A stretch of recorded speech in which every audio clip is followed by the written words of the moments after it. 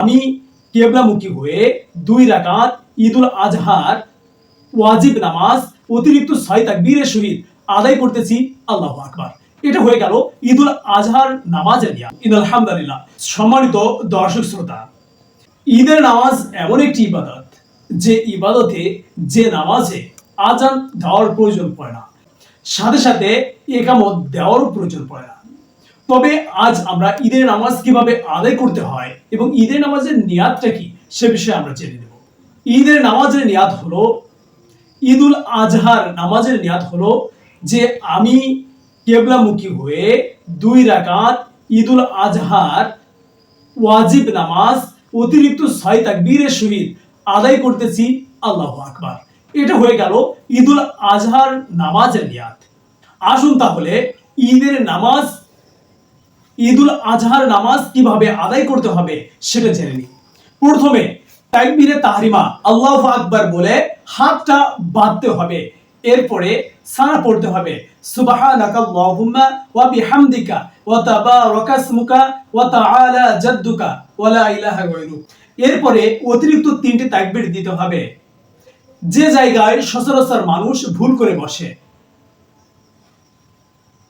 আল্লাহু আকবার বলে হাত ছেড়ে দিতে হবে প্রথম তাকবীর। দ্বিতীয় তাকবীর আল্লাহু আকবার বলে হাত ছেড়ে দিতে হবে।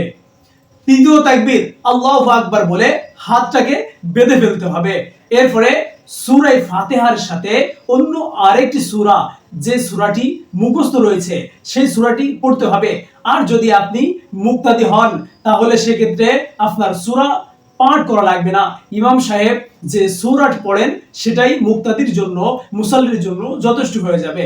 এরপরে আপনাকে রুকু করতে হবে। রুকুতে 3 বার তাসবিহ পড়তে হবে, সুবহান রাব্বিয়াল আযীম, সুবহান রাব্বিয়াল আযীম, সুবহান রাব্বিয়াল আযীম। এরপরে সোজা হয়ে আপনাকে দাঁড়াতে হবে, সামি আল্লাহু লিমান হামিদা যে সময় বলা হবে সে সময় সোজা হয়ে দাঁড়াতে হবে এবং বলতে হবে রব্বানা লাকাল হামদ। যদি অতিরিক্ত পারেন তাহলে বলতে হবে হামদান কাসীরান তাইয়িবান মুবারাকান ফি। এরপরে আপনাকে সিজদায় যেতে হবে। সিজদায় গিয়ে তাসবিহ পড়তে হবে 3 বার, সুবহান রাব্বিয়াল আলা, সুবহান রাব্বিয়াল আলা, সুবহান রাব্বিয়াল আলা। এরপরে সোজা হয়ে বসতে হবে। এরপরে আবার সিজদা দিতে হবে। সিজদায় গিয়ে অনুরূপভাবে 3 বার তাসবিহ পড়তে হবে। এরপরে সোজা হয়ে দাঁড়াতে হবে। এটা হয়ে গেল প্রথম রাকাত। এরপরে দ্বিতীয় রাকাতের জন্য যেটা করতে হবে, আপনাকে সূরা ফাতিহার সাথে আরেকটি সূরা, পরিচিত একটি সূরা আপনাকে পড়তে হবে। এরপরে অতিরিক্ত 3টে তাকবীর দিতে হবে। আল্লাহু আকবার বলে হাত ছেড়ে দিতে হবে। দ্বিতীয়বার আল্লাহু আকবার বলে হাত ছেড়ে দিতে হবে। তৃতীয় তাকবীরে আল্লাহু আকবার বলে হাত ছেড়ে দিতে হবে। এই হাত ছেড়ে দেওয়া অবস্থায় রুকুতে যেতে হবে আল্লাহু আকবার বলে। রুকুতে যাওয়ার পরে তাসবিহ পড়তে হবে। এরপরে সামি আল্লাহু লিমান হামিদা বলে সোজা হয়ে দাঁড়াতে হবে। এরপরে আল্লাহু আকবার বলে রুকুতে চলে যেতে হবে। রুকুতে গিয়ে তাসবিহ পড়তে হবে। এরপরে সোজা হয়ে আল্লাহু আকবার বলে সোজা হয়ে বসতে হবে। এরপরে আবার আল্লাহু আকবার বলে সিজদায় যেতে হবে।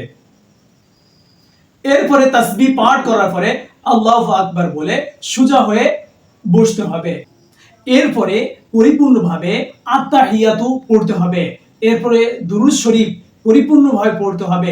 এরপরে দোয়া মাসুরা পরিপূর্ণভাবে পড়তে হবে। পড়া শেষ হয়ে গেলে ডান দিকে সালাম ফিরে দিতে হবে, আসসালামু আলাইকুম ওয়া রাহমাতুল্লাহ বলে। এরপরে বাম দিকে সালাম ফিরে দিতে হবে, আসসালামু আলাইকুম ওয়া রাহমাতুল্লাহ বলে। এই কাজগুলো যখন করা হবে তখন আপনার পরিপূর্ণভাবে ঈদুল আজহার নামাজটা সংগঠিত হয়ে গেল। এরপরে ইমাম সাহেব কর্তৃক 2টি খুতবা দিতে হবে এবং মুসাল্লিদেরকে 2টি খুতবা শ্রবণ করা হলো ওয়াজিব।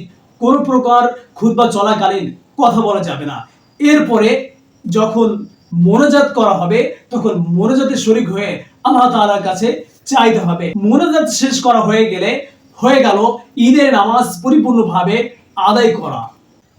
এরপরেও যদি আপনার কোনো কিছু অস্পষ্ট থেকে যায় তাহলে ভিডিওটি বারবার দেখে আপনি স্পষ্ট করে নিতে পারেন। সম্মানিত দর্শক শ্রোতা, আমি ভিডিও জুড়েছিলাম আবু উবাইদা বিন ইউসুফ। আবারও আপনাদের সঙ্গে দেখা হয়ে যাবে নতুন একটি ইসলামিক আলোচনার মাধ্যমে। আজ এই পর্যন্ত, আল বিদা, আল্লাহ হাফেজ।